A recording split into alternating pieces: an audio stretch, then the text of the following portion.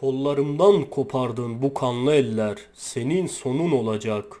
Toprak dökülen kanımı içtiğinde demir doğuracak. Ve o demir sana 1000 kat geri dönecek. Galvarino.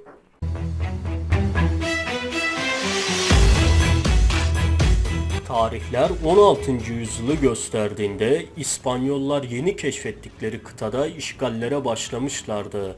Öyle ki yarım asır bile dolmadan Aztek, İnka gibi büyük imparatorluklar yıkılmış, Maya bölgeleri ve bu toprakların kadim halkları İspanyollar karşısında diz çökmeye zorlanmıştı. Altın hırsıyla gözleri dönen İspanyollar boyun eğmeyen, kadın, çocuk, genç, yaşlı ayırt etmeksizin acımasızca katlediyor, korku salmak amacıyla ölüleri köpeklere parçalatıyordu. İspanyol Fatih Francisco Pizarro, İnka İmparatorluğunu yok ettikten sonra ıssız topraklara, Patagonya'ya ilerleme emri verdi.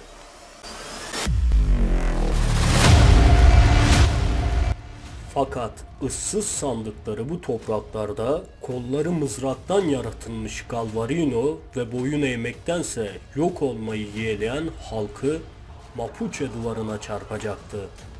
Bağımsızlığı karakter edinen Mapuche'ler binlerce yıldır yaşadıkları bu topraklarda Güney Amerika'yı dize getiren İnka ordularının baskılarına asla boyun eğmemişlerdi. Bunu merkezi bir yönetimleri olmamasına rağmen hızla örgütlenip gerilla savaşlarına yatkınlıkları sayesinde başarmışlardı. Şimdi ise karşılarında Aztek'ten İnka'ya uzanan kadim dünyayı kısa sürede yıkan adeta başka bir dünyadan gelmiş, ateş saçan silahlarla donanmış İspanyol ordusu vardı. İnkaların Patagonya hayallerini boğan Mapuche'ler, İspanyolları da Patagonya'ya sokmamaya ant içmişlerdi.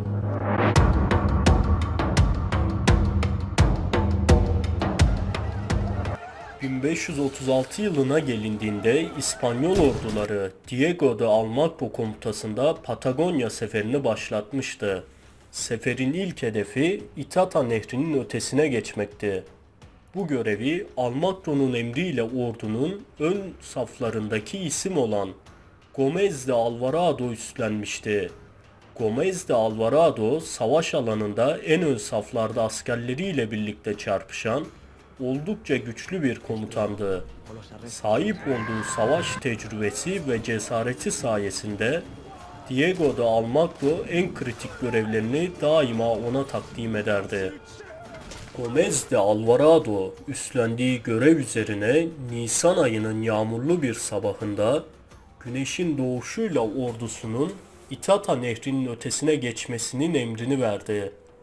İspanyol ordusu öncü grubu geçişi tamamladığında ana ordu henüz nehrin ötesine geçmeye hazırlanıyordu.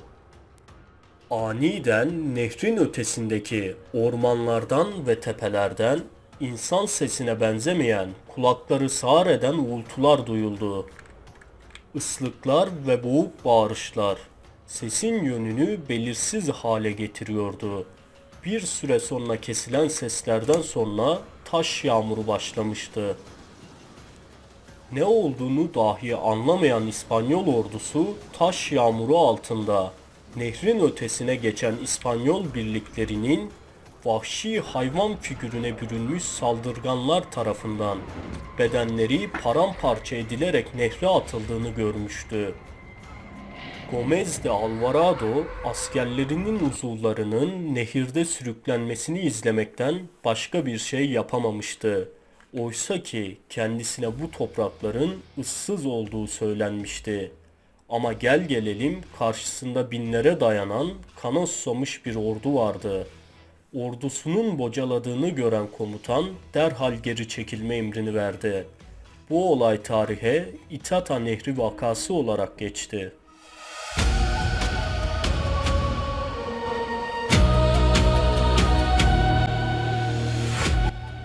Itata Nehri vakasından sonra İspanyol orduları arasında yayılan söylentiler kısa sürede moralleri alaşağı etmişti. Bu yüzden strateji değişikliğine giden İspanyollar her ne kadar seferi ilerletmek için yeni girişimlerde bulunsalar da hiçbir somut sonuca varamadılar. Çünkü karşılarında ne düzenli bir ordu vardı ne de açıkça savaşan bir birlik. Dağların, tepelerin ve ormanların içinden ansızın belirip İspanyolları tek tek avlayan bir düşman vardı. Yarım asır bile sürmeden Aztekleri, İnkaları, Mayaları ve Güney Amerika'nın kadim halklarına diz çöktüren İspanyollar, Mapuche topraklarında resmen bir bataklığa saplanmışlardı. Itata Nehri vakasının üzerinden 21 yıl geçmiş ve Patagonya seferi bir gram ilerlememişti. Aksine Amerika kıtasındaki İspanyol orduları komutanı Diego de Almagro idam edilmiş, İspanyolların saha komutanı Gomez de Alvarado ölmüş, ordu bir süre başsız kaldıktan sonra Pedro de Valdivia adındaki bir general tarafından üstlenilse de çok geçmeden bu general de Mapucheler tarafından yakalanıp askerleriyle birlikte paramparça edilerek canice katledilmişti. Bir hafta gibi sürede Patagonya'yı ele geçirmeyi planlayıp ıssız topraklar diyerek rehavete kapılan İspanyollar, tam 21 yıl boyunca süren savaşta Mapucheler tarafından darmadağın edilmiş Patagonya seferi durma noktasına gelmişti. Tüm bu olaylar silsilesi tahta daha yeni çıkmış 2. Felipe için artık son verilmesi gereken bir itibar meselesine dönüşmüştü. Bu yüzden ülkesindeki en seçkin askerlerden oluşan İspanyol kraliyet dersiyolarını görevlendirmeye karar verdi. Bu birlikler ağır zırhlar ile donatılmış, son derece disiplinli, üstün hünerlerle hem mızrağı hem kılıcı hem ise ateşli silahları bir arada kullanmak üzere eğitilmişti. Öyle ki bu birlikler hakkında Avrupa'da taş üstünde taş bırakmayan Yeniçerilere bile kafa tutabilecek güçte olduklarına dair söylentiler kulaktan kulağa yayılıyordu. İkinci Felipe artık Amerikan kıtasında mutlak zafer istediğinden işini şansa bırakmaya hiç niyeti yoktu. Bu yüzden bu birliklerden seçtiği 700 kadar askeri daha sakalı bile terlememiş Garcia Hurtado Mendoza'nın emri altına vermişti. Bu kişi İspanya'daki krala en yakın aristokrat ailelerden birinden gelmekteydi ve babasının şanını Avrupa'da bilmeyen yoktu. Ancak o gücünü soyundan değil takıntılı disiplini, sert mizacı ve savaş becerilerinden alıyordu. Bu nedenle 2. Felipe kendisine en iyi birliklerini teslim etmiş ve Amerika kıtasının en acımasız toprakların fethi için bizzat görevlendirmişti.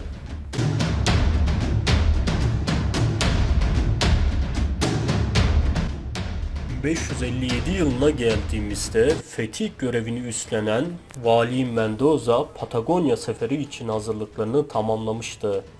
Tam 21 yıl önce İspanyol ordusunun ilerleyişinin durduğu noktaya Itata Nehri'nin ötesine geçmeyi planlıyordu. Bunu yaparak yıllardır Itata'nın geçilemeyeceğine dair dolaşan söylentileri boşa çıkarmayı, aynı zamanda İspanyol ordusunun üzerine sürülmüş kara lekeyi temizlemeyi hedefliyordu.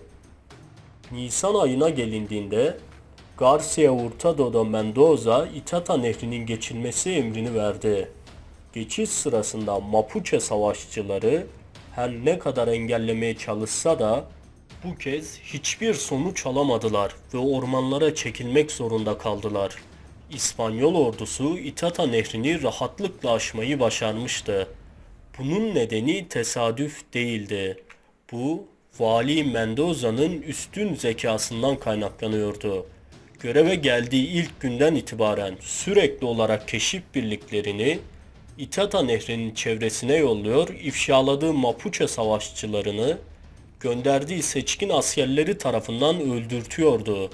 İşte bu yüzden Mapucheler Itata'yı geçen İspanyol ordusuna karşı ciddi bir direnç gösteremeden dağılmışlardı.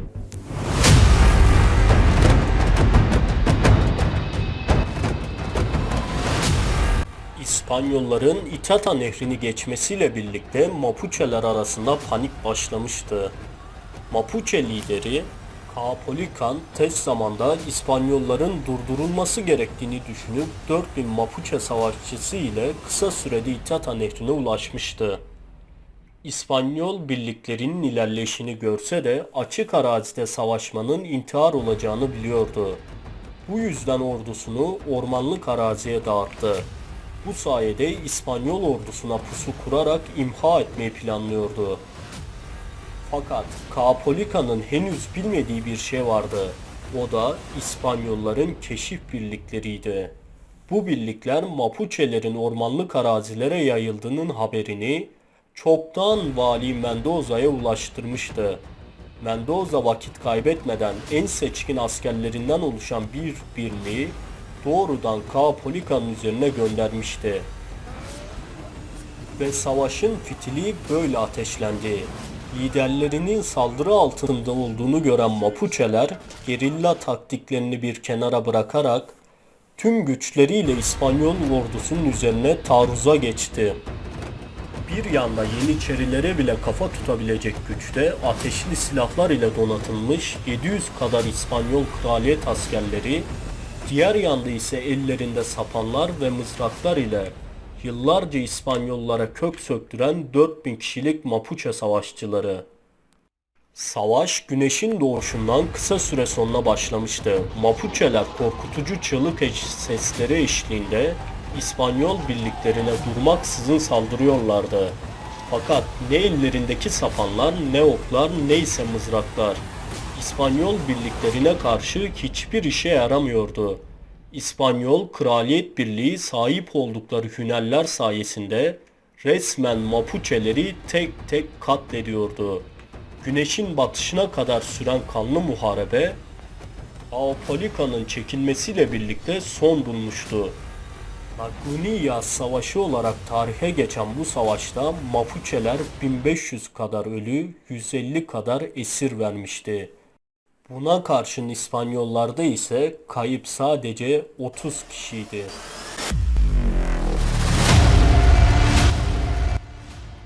García Hurtado de Mendoza savaşın bitişiyle birlikte esir alınan her Mapuche savaşçısının burnunun ve sağ elinin kesilmesini emretti. Amacı netti, kendisine baş kaldıran Mapuche halkına gözdağı vermekti. Bu kıyım bir süre devam etti, ta ki o kişiye gelene kadar. Mapuche savaşçısı Garcia'nın gözlerinin içine bakarak kütüğe sağ elini uzattı. Cellat sağ elini kesti. Sonra İspanyolları aşağılamak için sol elini uzattı. Garcia bunu kendine hakaret gibi gördü ve onun da kesilmesini emretti. Bu sefer de iki kolundan fışkıran kanlara rağmen boynunu kütüğe uzatıp öldür dercesine haykırdı. Bu kişi Galvarino'nun ta kendisiydi. García Hurtado de Mendoza'nın onu öldürmeye layık görmediğinden Caupolicán'a teslim olmasını söylemesi için serbest bırakılmasını emretti. Ancak verdiği bu karar ona çok pahalıya patlayacaktı. Teslim olmasını söylemesi için serbest bırakılan Galvarino, kesilmiş ellerinin yerine mızraklar bağlayarak Caupolicán'ın yanına gitti. Ona ve etrafındaki Mapuche savaşçılarına "Garcia, kollarımdan kopardığın bu kanlı eller senin sonun olacak. Toprak dökülen kanımı içtiğinde demir doğuracak ve o demir sana 1000 kat geri dönecek." İşte bu yemin elleri koparılmış ama cesareti alınamamış bir adamın haykırışıydı. Daha 6 ay önce Caupolicán ve ordusu Lagunilla Savaşı'nda paramparça edilmişlerdi. Bu yüzden Mapuche'lerin ana yurduna gelen İspanyol ordusuna karşı savaşmama kararı almışlardı. Ama şimdi elleri koparılmış fakat iradesi alınamamış bir adamın haykırışı tüm Mapuche'leri çıldırtmaya yetmişti. O gün tüm Mapuche halkı tek yumruk olarak İspanyollara karşı savaşma kararı aldı. Vali Mendoza'nın teslim olma çağrısı için serbest bıraktığı Galvarino, savaşmayacak halkının kalplerini harlamış, savaş ateşiyle yakmıştı.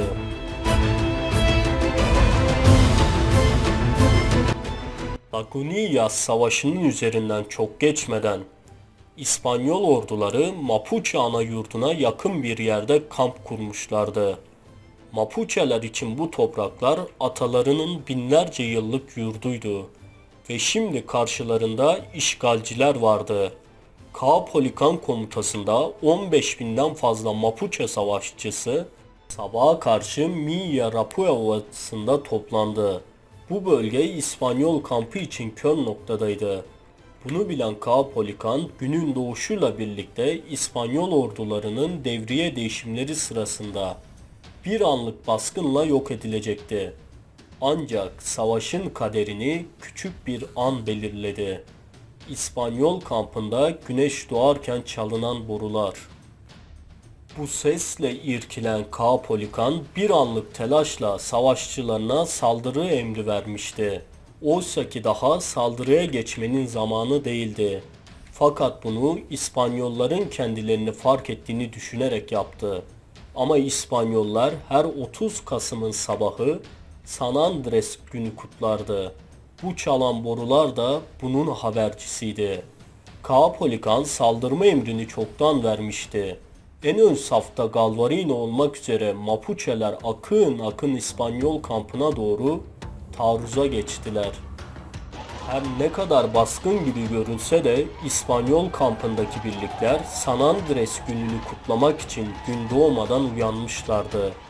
Kısa süreli bocalamalarından sonra Mapuche'lerin saldırılarına cevapları gecikmemişti. Çarpışma saatlerce sürdü. Taşlar, mızraklar, çığlıklar. İspanyol saflarına yüklenen binlerce savaşçıya karşı silahlar durmaksızın konuştu. Gün öğleden sonraya dönerken savaşın yönü belli olmaya başlamıştı. Mapuche'ler büyük bir cesaret ile savaşsalar da bir kez daha silahlar cesareti yenmişti. Milla Rapua Muharebesi olarak bilinen bu savaşta Mapuche'ler 3000 ölü, 800 esir ve binlerce yaralı vermişti. İspanyollar her ne kadar galip olsalar da savaşın bedeli onlar için çok ağır olmuştu. Garcia Hurtado da Mendoza esir alınanlar arasında. Galvarino'nun özellikle sağ bırakılmasını istemişti. Yanına çağırdığı Galvarino'nun kendisine bağlılık yemini ettiği takdirde serbest bırakılacağını söylemesi üzerine Galvarino Garcia'nın yüzüne tükürdü. "Senin gibi yaşamaktansa ölmeyi yeğlerim." Bu sözler onun son sözleri olmuştu. Garcia, Galvarino'yu köpeklere atılarak parçalatılmasını emretti. Bu savaştan sonra Galvarino ölmüştü ya da İspanyollar öyle sanıyordu. Galvarino'nun yaktığı bu ateş öylesine büyümüştü ki Mapuche'ler arasında dilden dile, kulaktan kulağa yayılarak milletinin bağımsızlığının sembolü olmuştu. İşte bu ateş İspanyollar ile Mapuche'ler arasında 300 yılı aşkın sürecek Arauco savaşlarını başlatacaktı. Günümüzde Amerika'nın kadim halkları bir elin parmaklarını geçmeyecek kadar az kalmış, bunların çoğu işgalciler tarafından kültürlerinden koparılarak asimile edilmiştir. Ancak Arjantin ve Şili topraklarında yaşayan Mapuche'ler binlerce yıldır atalarının bağımsızlık ruhuyla hala asimile olmaya karşı mücadelelerini devam ettirmektedirler. Öyle ki yeri geldiğinde Arjantin ve Şili ordularıyla savaşmaktan korkmaz, yeri geldiğinde topraklarının iadesini talep etmekten çekinmezlerdi.